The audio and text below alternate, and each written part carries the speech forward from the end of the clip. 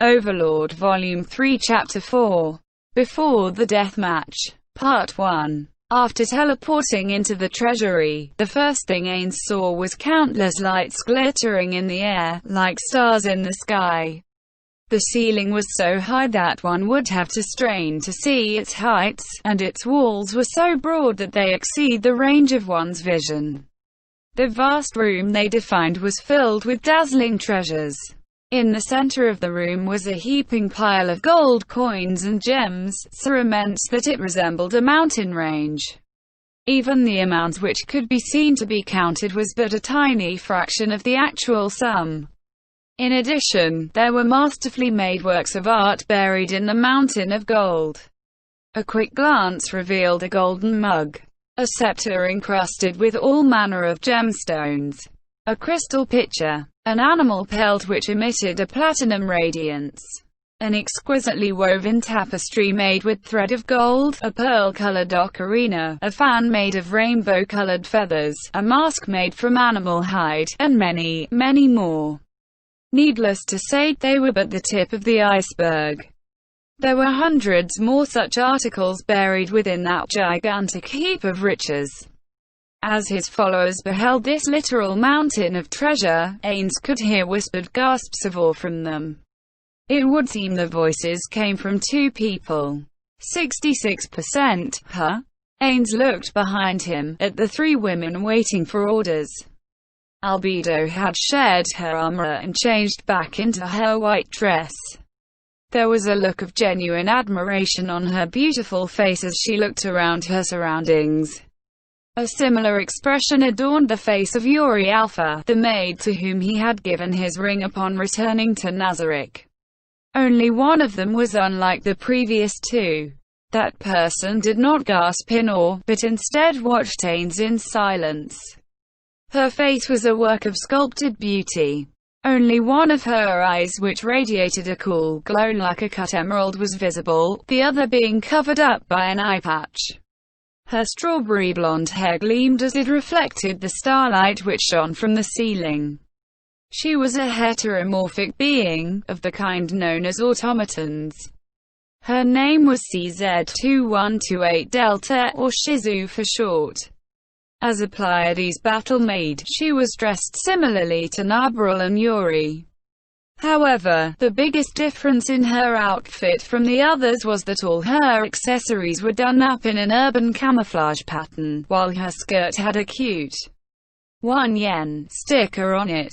In addition, she had a firearm of some sort at her waist, attached to her belt like a sword. Incidentally, that magic gun, the automaton race, and Shizu's job class of gunner had all been added to the game after the large-scale update called Valkyrie's Downfall. Yuri adjusted her lensless black spectacle frames. She seemed unable to abide the mess around her, given her sense of duty as a maid. Then, she asked, "Ains-sama, may I ask why these treasures have not been tidied up? Even if there are protective spells in effect, this is hardly an ideal storage method. You have but to command us and we will immediately begin tidying. Look closely around you one more time." Yuri looked around, taking about the time of a single breath, and then she apologized. "My sincerest apologies. Please forgive my lack of insight. Pay it no heed. However, the fact is that the items buried within the gold pieces are hardly valuable." The places where Ains had looked and where Yuri's eyes had followed were the reason for her apology. There were shelves everywhere, piled all the way up to the ceiling, and the treasures there were more eye-catching than the mountains of gold. There was a wand socketed with bloodstones, a pair of high Irukani gauntlets inlaid with garnets, a small silver ring adorned with black diamonds, an obsidian statuette carved in the shape of a dog, a purple amethyst dagger, a miniature altar with countless small white pearls embedded all over it, a peony made from some glass-like material which scattered light in all the colors of the rainbow, a rose blossom which had been masterfully carved from a star ruby, a tapestry which depicted a soaring black dragon, a crown of platinum which held an enormous diamond, golden censers that were encrusted in gemstones, a mated pair of a male and female lion statuettes, carved from ruby and sapphire respectively, cufflinks which looked like flames and which had fire opals set into them, an intricately carved cigar case made of rosewood, a jacket made of some golden beast's pelt, a dozen plates made of a poitikara, anklets decorated with gemstones of 4 colors, a grimoire whose cover was made of demantoids, a human-sized statue of a woman which had been carved from gold, a belt with imperial topazes sewn into its material, a chess set whose pieces were all topped in different gemstones, a statuette of a fairy carved from a single piece of emerald, a black cloak that was decorated with countless small gemstones, a drinking horn made from a unicorn's horn, a golden dais that held a crystal ball, and so on. This was but a fraction of the wonders therein. In addition, there were many mirrors of blue topaz, red crystals that were the size of a man, a gigantic platinum statue of a warrior, a pillar covered in mysterious characters, as well as a gigantic alexandrite which one would need both arms to fully embrace. These numberless treasures gave Yuri her answer, which was that there was simply no place to put them. "Let's go." Albedo and Yuri answered Ains in the affirmative. Only Shizu remained silent, merely nodding in acknowledgement. Ains cast Mass Fly, and then the 4 of them took off.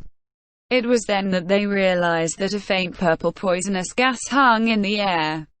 Yuri looked around to find the source of the purple gas, but though she looked to the ceiling, the walls, and the corners, she could not pinpoint the source of the purple radiance. Just as confusion bloomed on Yuri's face, a monotonous voice answered her. "Yuri, nay. Powerful magic toxin in the air." Yuri's surprised answer was met by a cold, inscrutable look. That look came from Shizu's calm green eye, which was devoid of any emotion. One would not be able to pick up any emotion from those eyes. Shizu had a beautiful face, but if one were to be ungenerous, one could call it an actor's mask. After all, Shizu was an automaton. She would not show any emotions, indeed, that was how she had been programmed. Blood of Jormungand Drive. As Shizu named the most potent of poisons, Ains replied, That's correct. I didn't tell you, but the air in the treasury is toxic. Anyone without poison immunity or items granting it will die within 3 steps. Would that be why you chose me? Forgive me, why you chose the 3 of us to accompany you? Indeed it was. Yuri, who was adjusting her glasses, was a Dullahan, while the stiff-faced Shizu was an automaton. The 2 of them were heteromorphic beings who were immune to poison as part of their racial features. Albedo was a demon and did not naturally possess a resistance to poisons, but she had another way to render herself immune to them. You're right in the reason for which I brought you here. However, I brought Shizu for more than just that. She is also here for verification. Ains and his entourage crossed the mountain range of gold with the Mass Fly spell, and then they came to the door on the other side. No, was it right to call it a door? It was more of a bottomless black shadow in the shape of a door, affixed to a wall. As they arrived before this painting-like door, Ains fell into thought. This is the armory, so what is the password?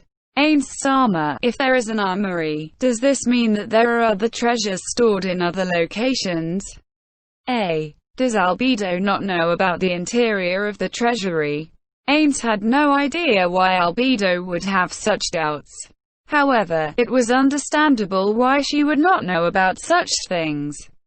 After all, the treasury did not exist within the great underground tomb of Nazarick proper, but could only be reached via the use of the ring of Ainzu Gown. It was designed to be very difficult to infiltrate. Thus, it was only natural why Albedo, who had only received the ring 10 days ago, would not know of such things. He had many questions about what exactly the NPCs knew, but after thinking about it, Ains dismissed those concerns as trivial, and answered her question. "Ah, yes. I had a friend called Genjiro. He liked sorting things out neatly, so he should have arranged the items by their intended purpose." "Is he the supreme being who made our comrade Entama?" "Yes, that's right, Yuri. However, it seems there was an exception to his orderly tendencies. If he was truly obsessed with cleanliness, then the treasures among the gold pieces should have been tidily arranged as well. One would not want to say that one's room was filthy, after all. Come to think of it, these items should be arranged in order of defensive gear, weapons, jewelry, wondrous items, consumables, crafting supplies, and so on. Also, there's the rooms for the management of Nazarick. And yes, there should be a room for data crystals." As Ains chattered on, he pointed to where a two-dimensional shadow now appeared on the wall. "However, they are all located in the same place inside, and it doesn't really matter which direction you enter from." "Oh, my apologies. I seem to have said too much." "Certainly not. I am grateful that you would answer our questions so readily, Ains-sama." The two battle-maids bowed in thanks as Albedo made her reply.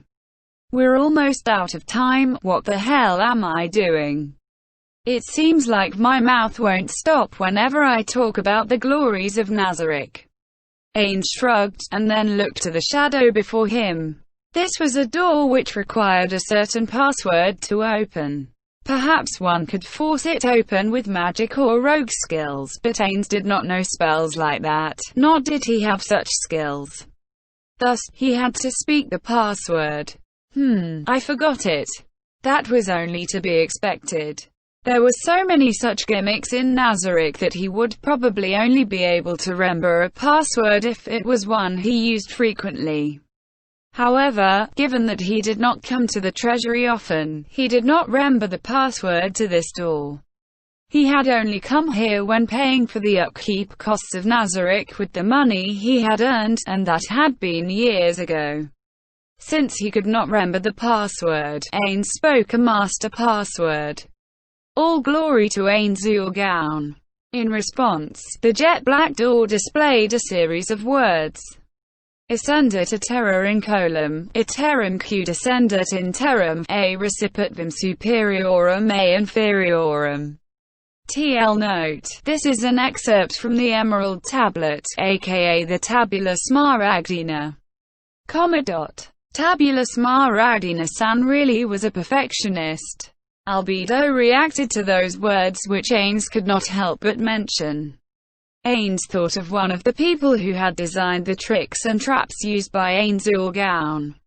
He had a hand in designing about 20% of the smaller mechanisms throughout the great underground tomb of Nazarick. His abnormally intricate designs consumed much of Nazarick's free data capacity, which caused the other members to complain about being unable to indulge themselves. Thus, he took responsibility for his actions and paid for many cash items to expand said data capacity. Ains studied the words which appeared. This must be a hint for the password, but what could it mean? He racked his brains, taking his time to plumb the depths of his mind for the answer. Soon, Ains finally found the password, which slumbered within his memories. It should be by this means you shall acquire the glory of the whole world, and so you shall drive away all shadows and blindness. Am I correct? As Ains said this, he looked to Shizu with questioning eyes. Shizu nodded in response to him. She had been made by one of his friends who had worked on different mechanisms from Tabula Smaragdina. Shizu's backstory had been written so that she would be familiar with the bypassing of Nazarick's mechanisms. This was why she could easily solve that password hint. However, Ains had not asked her for help because he wanted to indulge the selfish desire to open the door through his own efforts. The great underground tomb of Nazarick had been brought to life when it came to this new world. Therefore, he wanted to be the first to set his feet here, much like how men wanted to leave their footprints on freshly fallen snow. It was that desire which drove Ains to open the door on his own. As though in response to Ains's wishes, the shadow door collapsed into a single point. Soon, the shadow was gone, leaving a fist-sized sphere of blackness floating in the air. Now that the shadow had vanished, one could see into the tunnel that had been left behind. This was an orderly place, completely unlike the previous area. The best way to describe it would be something like a display from a museum. The dimly lit room was very long and stretched ever inward. The ceiling was about 5 meters above the ground, a height which was clearly not designed with humans in mind, while it was about 10 meters from one wall to the other. The ground was made of tightly fit, shiny black stone blocks, and it looked like a single gigantic stone slab. Neat rows of countless weapons were arrayed on the walls to Ains's left and right, making an impressive display. "I'm going in." Ains entered the armory without waiting for his 3 followers to respond. What awaited the 3 of them were broadswords, great swords, estocs, flamberges, scimitars, patis, shotles, kukris, claymores, short swords, sword breakers. Of course, swords were not the only weapons here. There were one-handed axes, two-handed axes, one-handed bludgeons, javelins, bows, crossbows. Just the types alone were almost uncountable. In addition, there were many unrealistic weapons here that stretched the definition of actually being called weapons. Those were the kind that could not possibly be sheathed, or which were more decorative than useful, and so on. No, these weapons were in the majority. Almost none of them were made of anything as ordinary as mere steel. There was a sword with a blade of blue crystal. A pure white sword with gold inlays and engravings, a black sword with purple runes along its body, and even a bow that seemed to have been strung with pure light. Then there were other weapons that looked dangerous even at a glance. There was a two-handed axe whose blade constantly dripped fresh blood. Tormented faces appeared and vanished on the black metal of a gigantic mace. There was a lance that resembled human hands clasping each other. And then there were many more weapons like these, in amounts which defied easy counting. One could guess that most of them were magic weapons, but the exact effect each of them had was a mystery. One might be able to guess at the purpose of a sword whose blade flickered like a flame. But it was impossible to know the abilities of a sword whose blade looked like a whip and which wriggled like a centipede. The group looked at these weapons on either side as they silently walked through the armory. Before long, about 100 meters and thousands of weapons later, they reached their destination, which was a rectangular room. It might have been used to receive guests, since there was a table and sofa set in the middle of the otherwise empty room. There were other passages visible to the left and right which looked similar to the one through which Ains and company had entered. There was only one route which led further on, in contrast to the way they had entered. The atmosphere of that way was also dramatically different. If the previous room had been like a museum, then the next one was like a tomb. The height of the room was about the same as the previous one, but the dim interior extended further in. It was hard to tell due to the angles, but it looked like there was a large niche set into the wall, with something placed within it. After hearing the sounds of surprise from behind him, Ains said, "Within lies the mausoleum." "The mausoleum? Albedo. Do you not know the name of that room?" "Well, I did pick that name myself. If it's like this, Albedo might not even know the name of the treasury's guardian." "Then, do you know of Pandora's actor?" "Yes, I do. As the guardian overseer, I am aware of his name and appearance. Pandora's actor is the area guardian of the treasury, and his abilities are on par with myself and Demiurge. Other than managing the treasury, his purpose is also to prepare the currency need to activate Nazarik's defense network. In other words, he is a treasurer. That's pretty much it. However, that is not all. That fellow. Before Ains could finish, he was interrupted. The three NPCs turned to look at one of the other passages and saw an entity there. That being had a bizarre appearance. While it had a man's body, its head was that of a distorted squid. The right side of its head was half covered in a twisted, tattooed letters, which resembled the ones that had floated up on the door just now. Its skin was like that of a corpse, with purple blotches amidst a ghastly white color, and it was covered in some sort of sticky slime that gave off a bizarre sheen. Webs of skin grew between the long digits of its four-fingered hands. Its body was covered in a shiny, form-fitting black leather outfit studded with silver jewelry. Several belts wrapped around it. Its black cape was closed in front of it, as if to conceal its body. It was the very picture of a heteromorphic character. The 6 twitching tentacles which sprouted from its mouth dangled down to its thighs, and it turned its cloudy blue pupil-less eyes to survey the group. Albedo cried out in surprise. Tabula Smaragdina-sama. This was one of the 41 supreme beings. As a magic caster, he was superior to Ains in terms of attack power. No, that's not him. She immediately continued. The two maids watched Albedo's reaction and swiftly moved into action. Shizu drew her gun and braced its stock against her shoulder, leveling her muzzle at the person before her.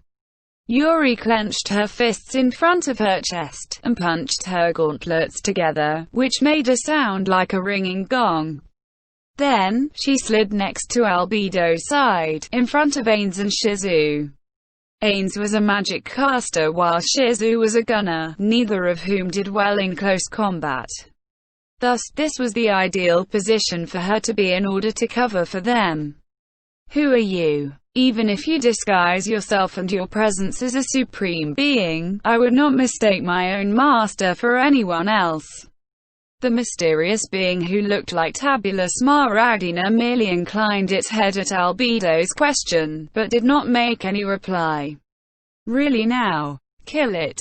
As that cold voice rang forth, the two battle maids hesitated. Though this was an unknown opponent, they were still a little reluctant to attack someone who resembled one of their creators. Under these circumstances, one could not fault the battle maids. All that could be said was that Albedo's calm judgment was impeccable.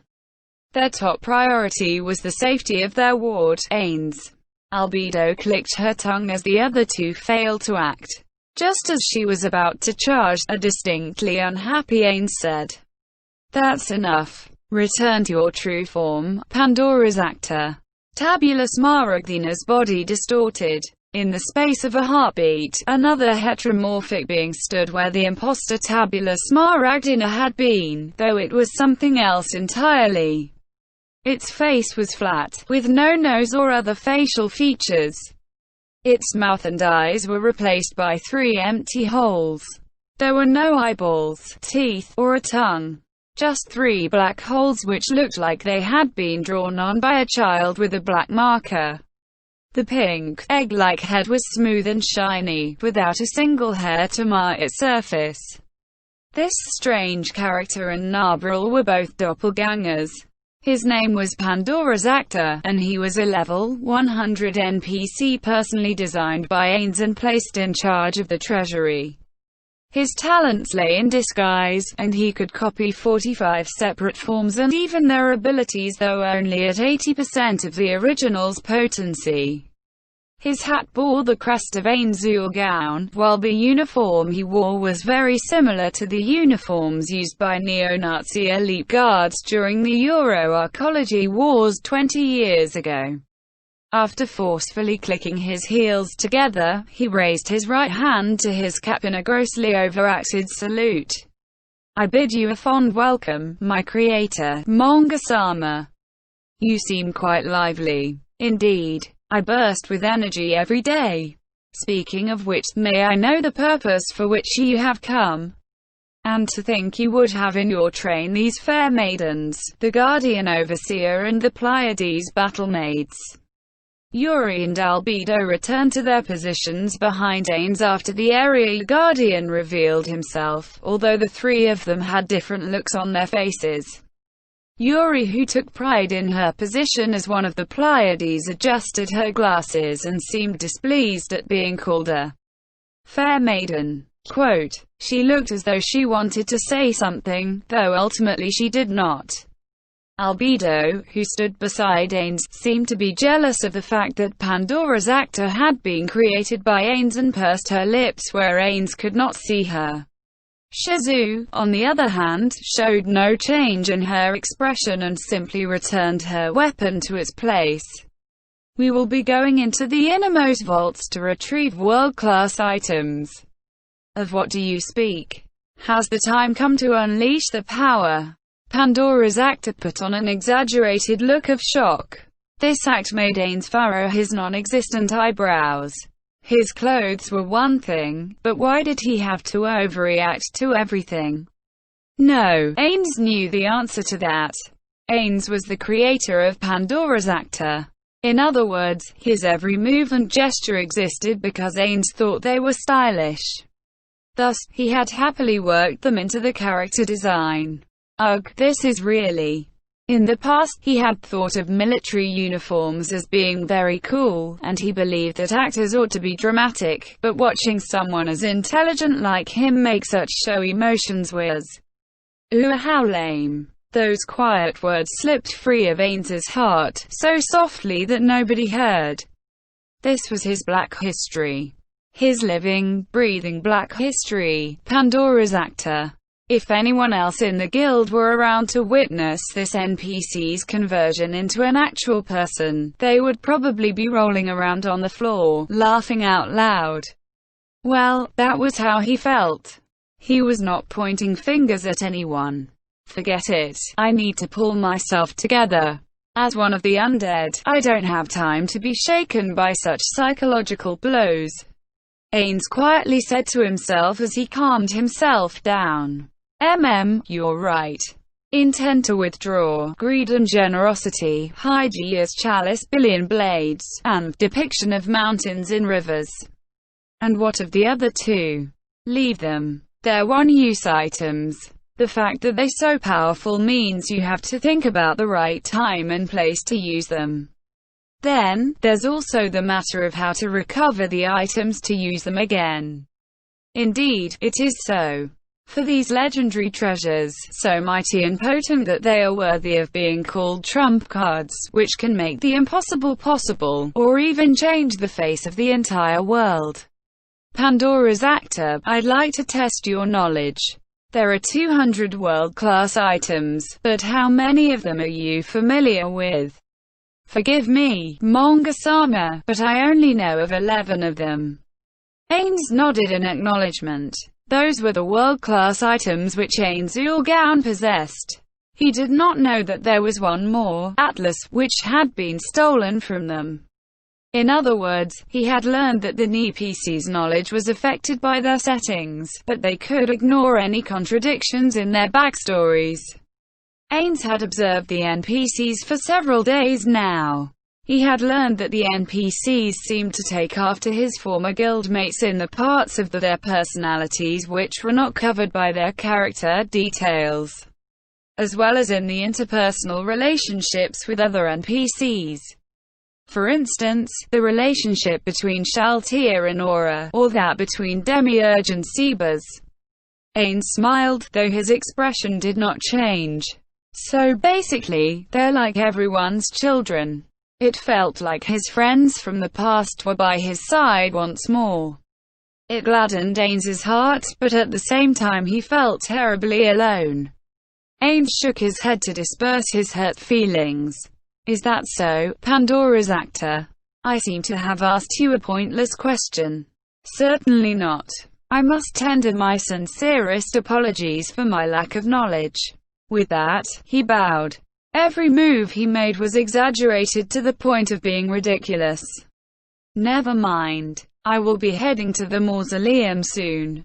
Has anything happened here? Of course not. Everything within this domain is the sole property of yourself and all your colleagues, Manga-sama.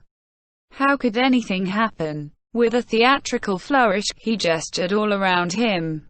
Although, it is with a heavy heart that I confess that I was hoping you intended to make use of my abilities, Manga-sama. Ains paused, and began sizing up this heteromorphic creature. He was right. At one point Ains had indeed intended to make use of him. Pandora's actor possessed wit and cunning that ranked among the pinnacle of Nazarik's denizens. While he usually applied said intelligence toward strange purposes, it was very difficult to cast aside his wisdom during times of great need. In addition, Pandora's actor possessed very flexible abilities, to the point where he could replace all the other guardians. However, Ains had not made him for combat or administrative duties, but to preserve the forms of Ains Ulgaon, and the memories of his comrades. You are my final ace in the hole, so I do not intend to use you for petty tasks. I am truly grateful for that. With a look on his face which suggested that he was hesitant to speak, probably, Pandora's actor once more took a deep bow. Understood. Then, I shall continue to manage the treasury from now on. Make me proud. Also, from now onwards, call me Ains Ulgaon. Oh, I hear and obey, my creator, Ains-sama. After Pandora's actor saluted him, Ains turned away, as if to show that the conversation was over. Just then, a voice came from behind him.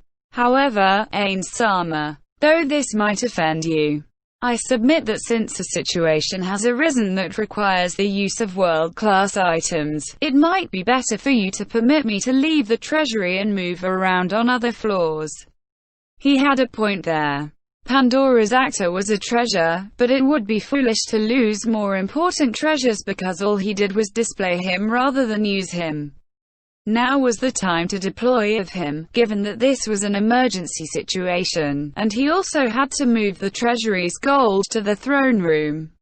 After making his decision, Ains turned around, just in time to see Pandora's actor placing a hand on his chest, as if to recommend himself. Ains also heard a quiet "UWAH" from the otherwise expressionless Shizu. That sound carved a grievous wound into Ains's soul, although his emotional suppression immediately calmed him down. Pandora's actor was indeed far too dramatic, and it made his creator, Ains, think that every single movement he made was designed to scream, "I am cool." Perhaps such actions would fit him if he was a handsome man, but instead he was an egghead, which made them terribly unfitting. It even made Ains feel uneasy when he saw him. Ains quietly studied Pandora's actor for a while, and then he plucked a ring from his pocket dimension and tossed it to him. The ring traced an arc through the air, landing neatly in the hand of Pandora's actor. This is the ring of Ains Ulgaon, and it possesses the ability to. Ains held up a hand, as though to tell Pandora's actor not to go on. Although he seemed quite disappointed, Ains decided to pay him no heed. This is just in case. Albedo, inform the vassals of Nazarik about Pandora's actor. Before that, you are only to travel between the throne room and the treasury, Pandora's actor. Understood. The two of them responded at the same time. But Pandora's actor clicked his heels together with great force, tossing out his arm which was straightened all the way to the tips of his fingers and saluted with great pomp and circumstance. Or to put it less kindly, he was hamming it up. Ains looked at his egghead, and gently shook his head. He was not a bad sort, and he was quite capable, but regretfully. Why did I design him with such a personality? I used to think this sort of thing was so cool. No, actually, I still think his uniform is kind of cool. If Ains could have blushed, his face would be bright red. Oi, Pandora's actor. Ains grabbed Pandora's actor by the shoulders and pulled him aside, as if to say, "Come with me." Of course, he told Albedo and the maids to stay where they were. I have an important question for you. I am your creator, and the one you are loyal to, right? Indubitably so, Ains-sama. For as I was made by you, if you desire me to do battle with the other supreme beings, I shall charge into the fray without hesitation. I see. Then, I have a request for you as a human being. No, a man. No, as your creator. Could you please not salute anymore? Pandora's actor locked his vacant eyes with Ains's own, his confusion at Ains's words evident within him. How shall I put it? Your saluting is pretty weird, so please don't salute anymore. As for your uniform, it makes you look very strong, so we'll leave that be. But please, really, don't salute anymore. When S-Mind's God's will. TL note, if this is my God's will. Comma dot. Is that German? Don't speak like that either. No, you may use it if you please, but just not in front of me. I'm begging you. Why yes. This was the first time Pandora's actor had such a look of shock on his face, and his answer seemed a little strange. After realizing their faces were close enough for a kiss, Ains backed off and asked weakly. Please, I'm begging you. I didn't think my emotion override would trigger over something like this. It's worse than riding a giant hamster. I can hardly believe it myself. Although I'd like to discuss the matter in greater detail, the situation is quite urgent, so we'll leave it at this for now. Then, there's something which has to be done before entering the mausoleum. Albedo, leave the ring of Ain's gown which I gave you with Pandora's actor. Ains explained the reason for that to a confused Albedo. This is the final trap placed here.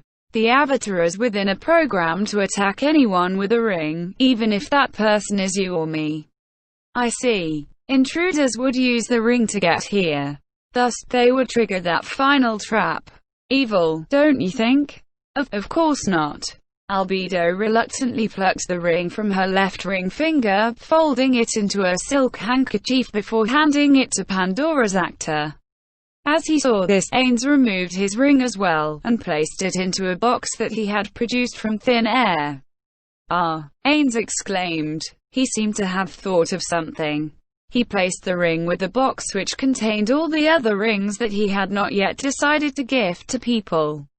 This was because he would still be considered to have the ring on even if it were in his pocket dimension, which would result in the avatars attacking him if he entered the mausoleum.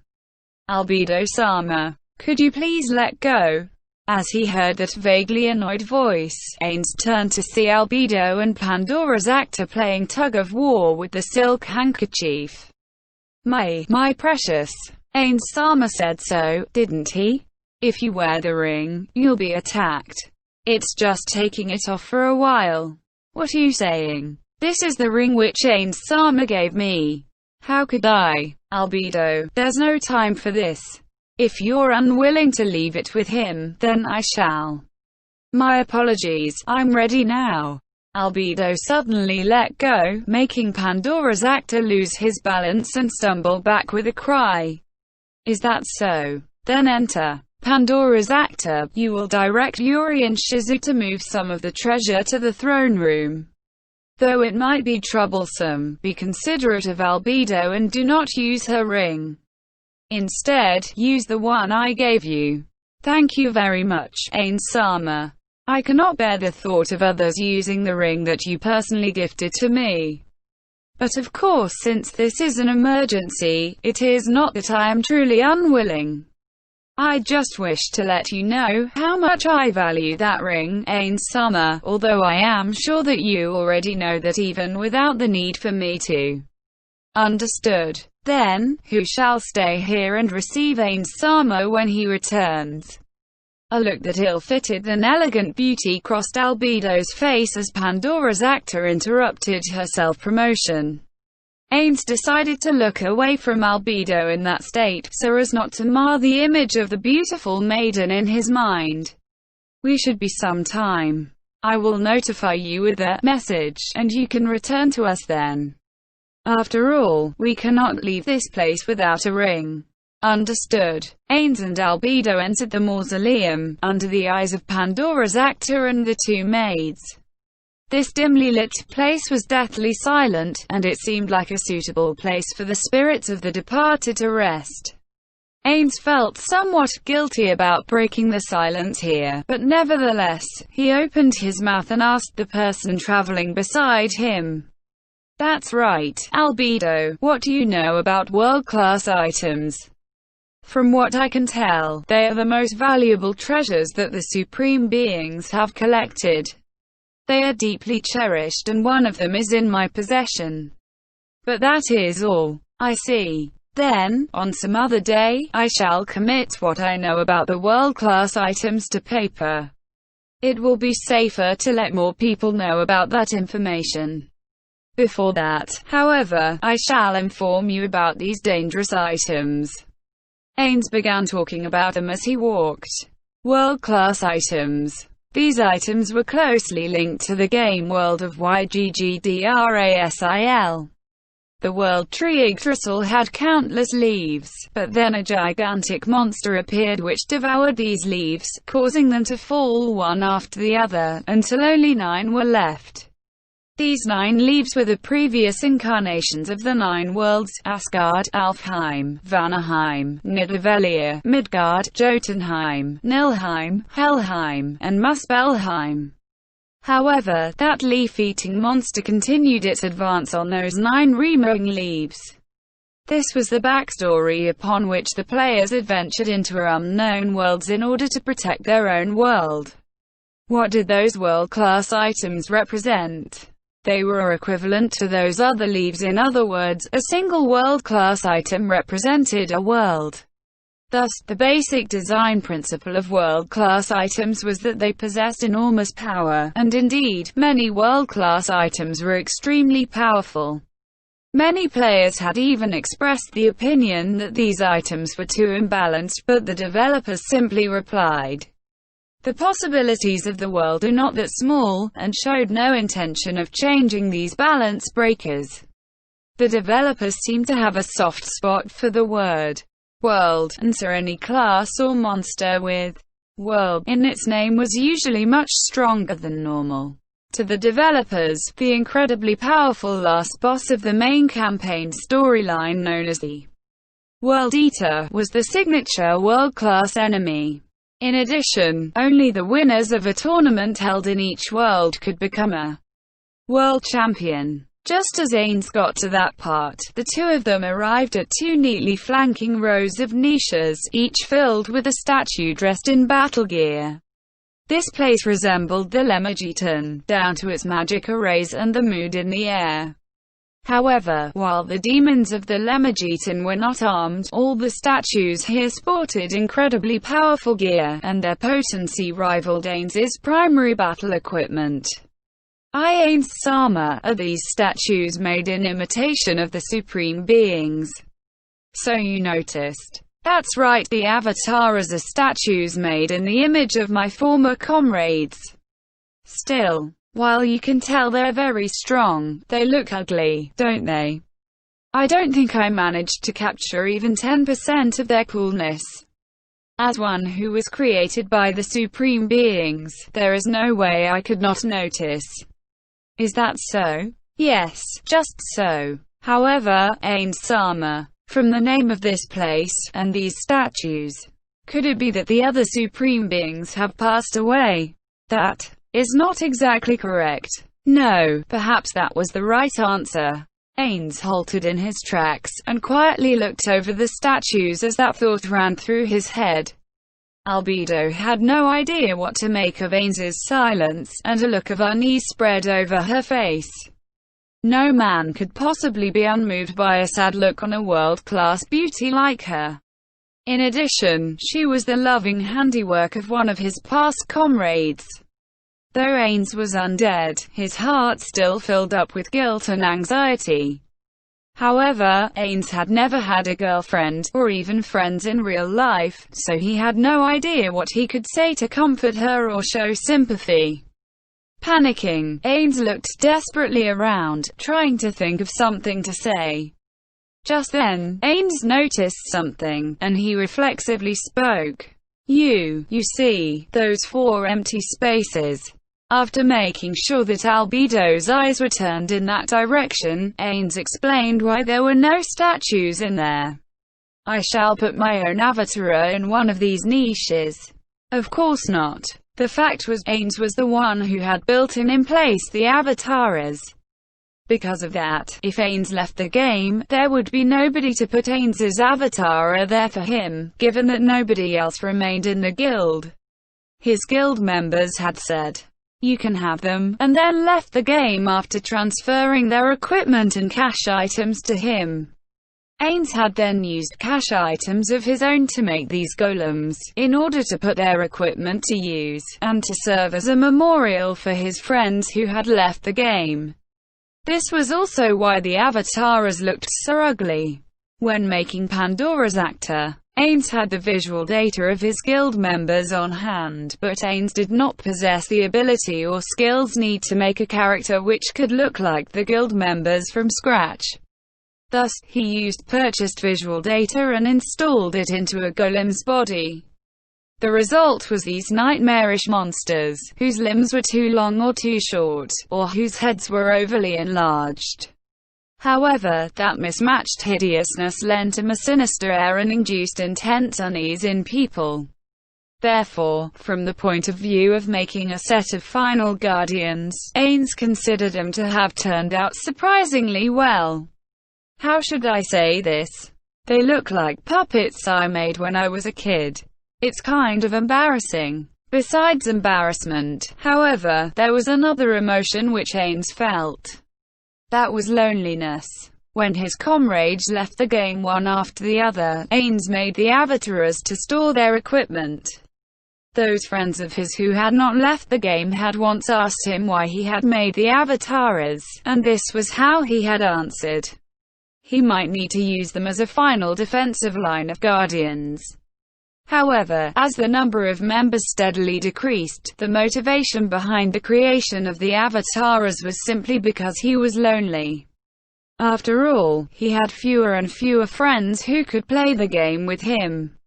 He had made the avatars to symbolize the struggles he and his friends had shared in the Great Underground Tomb of Nazarick, and to compensate for their absence. This was also the reason why this place was called the Mausoleum. Initially, it was known as the Innermost Sanctum of the Treasury. But Ains had changed its name in memory of those friends who had left, or rather, vanished from YGGDRASIL, and turned this place into a resting place for his comrades. That said, I still want to believe that my friends were brought here as well. For all I know, everyone might be in some corner of this world. Just as Ains sank into deep thought, a pained cry echoed through the passage. Please do not say that. The loneliness he had felt vanished in an instant, and as Ains hurriedly turned to look at Albedo, an even more powerful sense of surprise assaulted him. Albedo's eyes brimmed with tears, and it seemed like they would flow freely if she just blinked a little.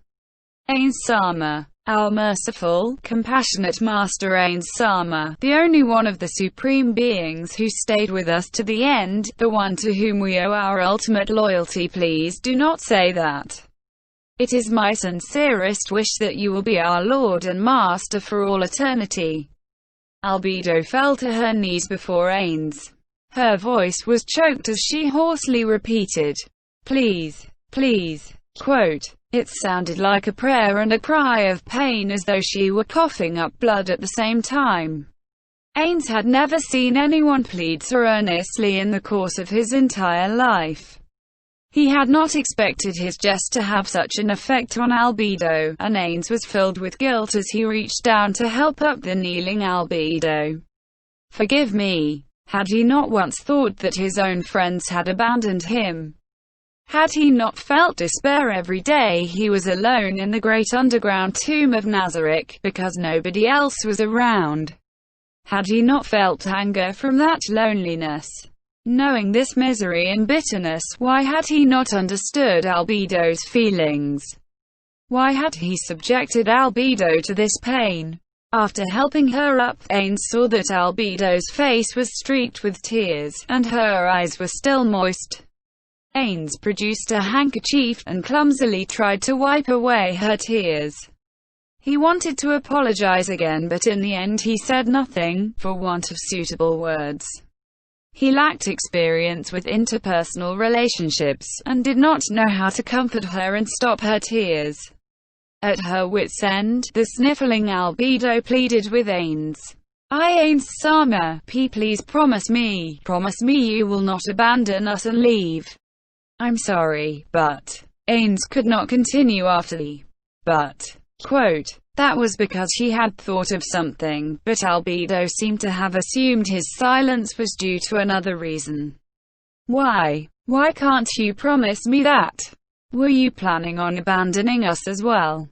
Why? What has displeased you? All you need to do is explain and I shall correct myself immediately. If you consider me a hindrance, then I shall end my life on the spot. No. Ains shouted. Albedo's shoulders lurched in shock. Please listen to me. First, currently, there is no way to save Shaltia. The mind control in effect on her is most definitely the effect of a world-class item. The only way to protect against the effects of a world-class item is to have a world-class item yourself, or a special class. Ains wiped Albedo's tears away as though she were a child. She sniffled, and then asked, So the reason you came here was to withdraw a world-class item? Correct. I wanted the Guardians to have world-class items of their own. The fact is, one could probably undo Shaltia's mind control with a similar world-class item, but I don't know if I should use the world-class items within. What a heartless master I am. To think I would actually value a measly little item over one of my loyal subordinates. That's not true. The world-class items were gathered through the efforts of the Supreme Beings, and so they are more valuable than we are. Really now. If they were in the game, Ains would agree with her, though part of him would feel otherwise. However, under these circumstances, the fact was that Ains could not bring himself to use these trump cards. Among all the balance-breaking world-class items, there were the 20 items known as the 20. The 20 possessed unparalleled power. There was a famous item among the 20 called Longinus, which could completely delete its target, but the price the user paid for that was to be utterly deleted himself. There was no way to restore the data of anyone deleted by that world-class item, other than by using the resurrection powers of other world-class items. Neither cache items or resurrection spells would work. If someone were to use it on an NPC of Nazarick, it would even reduce the maximum levels of NPCs which could be created, the special feature of a guild home base. Ains recalled several other equally insane items. There was Ahura Mazda, which had a potent effect on anything with a negative karma value, and its area of effect could span an entire world.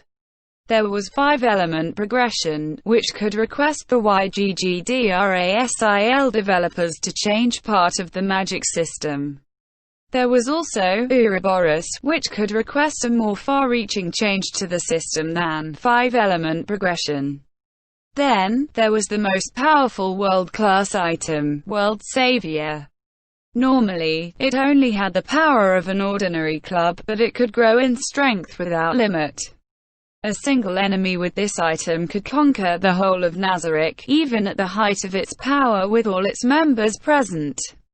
The items known as the 20 were so powerful that they would vanish after being used once, which was why he could not bear to use them lightly, but instead treated them as trump cards. Ains Ulgaun proudly boasted possession of 2 of the 20.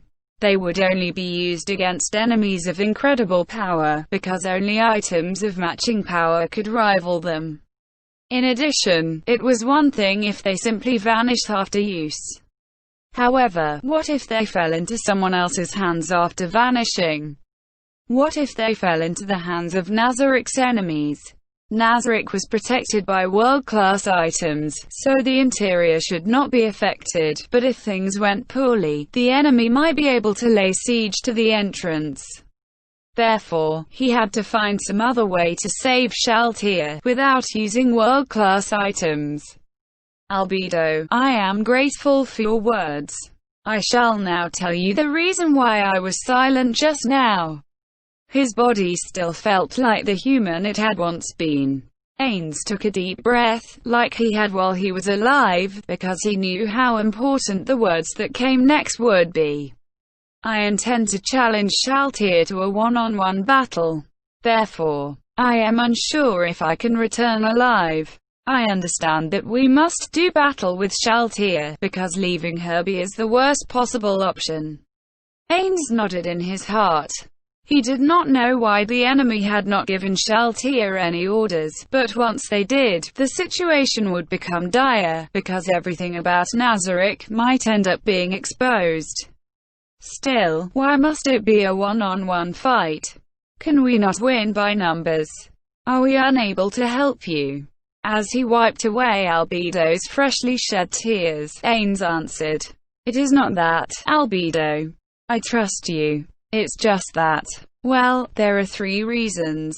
The first is because I doubt my own suitability as your master. How can you say that, Ains-sama? Ains raised his hand to interrupt her. Since I considered the possibility of players existing, I should have also thought of the existence of world-class items. Therefore, I wonder if such a slow-thinking person as myself has any value as a ruler, and if I am qualified to lead everyone. Your presence alone is value enough, Ains-sama. If there is any inadequacy, we will assist you with all our strength. Thank you, but the person most responsible for this incident is myself. If this world truly possessed O's Longinus, then it was possible that all the Guardians might be eradicated for the price of a village's life. It was quite bad that Shaltir had been mind-controlled, but when one was aware of that aforementioned danger, they had gotten off remarkably lightly. And so you intend to atone for your sins by fighting Shaltir in single combat. But who could possibly punish you, Ains-sama, the highest ruler of Nazarik? That's not all. This is the second reason. The fact that Shaltir is alone. It might well be a trap indeed, it could be a fatal trap. As he saw the puzzled expression on Albedo's face, Ains continued speaking. We Ainzulgaon often used PK methods similar to how Shaltir is now. We would use one of our members as bait and then hunt down any prey who got hooked. Of course, there was a high chance of the bait being killed, but in exchange, we would make sure any enemies who attacked were wiped out. If that's the case, Ains-sama. Wait a minute, I'm not finished. Do you know what we feared most whenever we set a trap like this? Without waiting for a reply, Ains proceeded to answer his own question. That would be the number of attackers being less than the number of people used as bait. The less people we hooked, the more we had to worry about enemy ambushes turning the trap against us. After he saw the understanding dawn in Albedo's bloodshot eyes, the unbreathing Ains exhaled anyway. And the last reason is because Shaltir has to die. In that case, let me go. I am the most suitable for the task, since I have a world-class item of my own. Are you sure you can win? Don't lie to me, tell me your odds of victory. Albedo bit her lip under Ains's calm gaze. Albedo, you are right. Shaltir is very strong. Shaltir Bloodvatlen. She was the strongest guardian of the great underground tomb of Nazarik.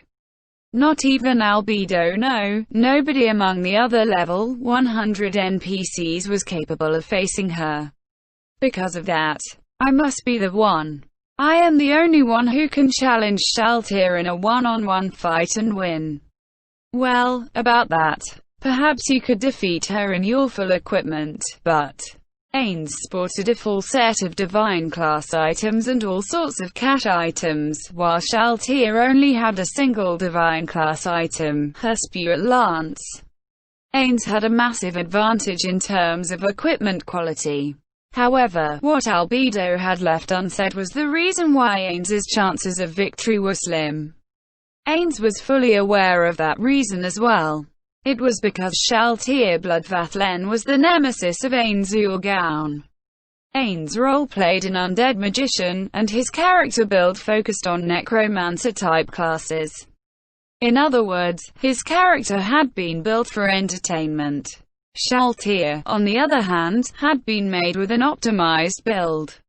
In addition, Shaltir's divine magic caster classes could use many spells which were very effective on the undead, and she was adept at melee combat. These two reasons were bad enough, and on top of that, the necromantic spells Ains favored did not work well on Shaltir. Ains could not use his specialty against Shaltir, and Shaltir had an advantage when fighting the undead. In addition, Ains typically did not equip his best items because he feared that they would be stolen away. Thus, when they clashed, Ains's chances would be very low. Worse, he might not have a chance at all. So you're saying that the circumstances don't favor me? Ains had the right of it. Albedo lowered her head. That might be the case, Ains agreed. He should not be able to beat Shaltir. Still, you'll see that the title of Supreme Ruler of Nazarick is not for show. There is nothing wrong with your thinking, but it is in error. After all, you only possess the knowledge has been infused into you. What does that mean? How experienced are you? What? Experience? Albedo's face turned bright red in an instant. Yes, combat experience. Ah, so that's what you meant. Yes, I can make full use of the strength which the Supreme Beings have given me. So I believe it counts as being very experienced. Ains shook his head to reject Albedo's answer. He had learned a lot when fighting the Clementine woman. That's not right. Being able to wield power and gained experience are completely different things. Do you remember the large-scale invasion of Nazarick? Are you familiar with Shaltir's memories of fighting players? I did not ask in detail, but she said she vaguely remembered being killed once.